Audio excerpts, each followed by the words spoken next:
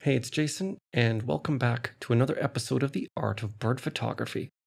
In this bird photography episode, I'm going to talk a little bit about local adjustments again. I know I've talked about this topic before, local tonal adjustments, because global tonal adjustments can't really accommodate the entire perception of each part of a photo, but I want to do it again because it's such an important topic.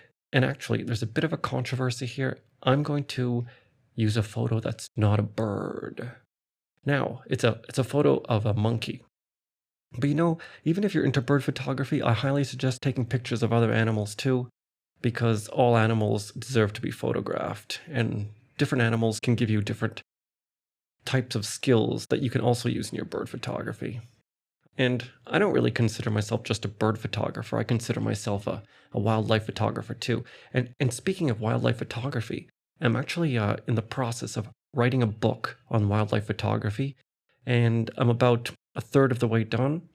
I'm going to release it on my channel, and you'll be able to buy that book when I'm finished it, but it may take a few more months to finish that book. But yeah, a book on wildlife photography that goes into way more depth than I can in video, because it's hard to go into a lot of depth on video. But anyway, without further ado, let's get on to the example where I'll show you a bit about local tonal adjustments.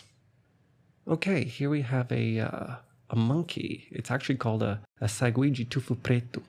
Can't remember the English name of this monkey, but that's what it's called in Portuguese. And I made some tonal adjustments here, and you'll see what they are. These are just normal tonal adjustments. Some of them are obvious, some of them are less so. The first thing is the eyes. I really like to make sure that the pupil of the eye is fairly black. It doesn't have to be completely black, but here the pupils look a little washed out to me. And so I used two different tone curves to do it this time. Now, I often just use one tone curve to do it, but this time I used two tone curves to do it simply because the catch lights are not exactly the same luminosity. The left eye is a little darker than the right eye. So see, I did one for the right eye and one for the left eye.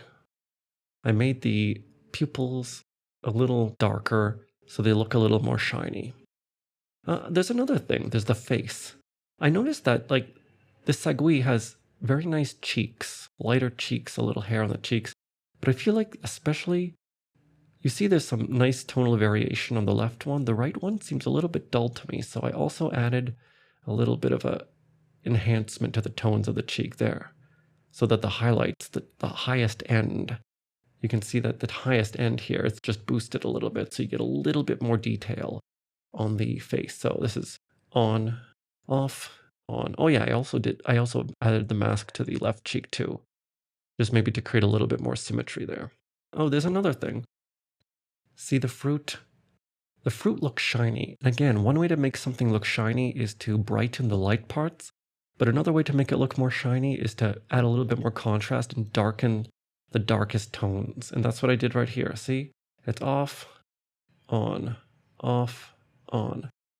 I added just a little bit more contrast to the fruit by making the dark tones just a little bit darker to make the fruit look more shiny. And that's one thing I really encourage you to do in your photographs. Look for areas, local areas that could use a little bit more contrast than the rest of the photo. Maybe it's like the fruit in this case, or maybe it's just another area where the blacks could be a bit blacker, or the lights could just be a little bit lighter, just to bring out a little bit of that part of the photo that looks very interesting. Finally, and you may even guess what I'm about to say, I'll add the frame so it looks a little bit more prominent. Notice that the bottom right here has a little bit of a dark spot, and I think that's a little bit too dark. So I'm going to just turn that on. Here, another tone curve I used to brighten that. So you see, look at the whole photo. This is how I use the mask. It's a parametric and drawn mask, and it boosts the darkest part of the image. So this is off, on, off, on. And by doing that, basically what you're doing is you're not getting rid of it, but you're reducing the visual impact of that dark area so that it's much harder to notice. It doesn't draw the viewer's eye. And now that I'm editing this photo, I realize there's also a bright spot here that I don't really like, this bright area. I think I'm going to take care of that, but probably later. Maybe I can take care of that right now. Very quickly, I'll do it. Use a gentle mask so that it's... Add a few control points here. Bring down that brightness just a little bit.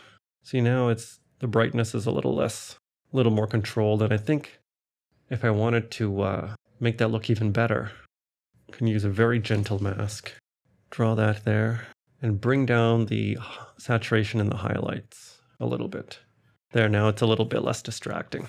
There you have it. Local tonal adjustments are so useful when you want to give a subtle emphasis to one part of a photo and tone down other parts of a photo that may be distracting.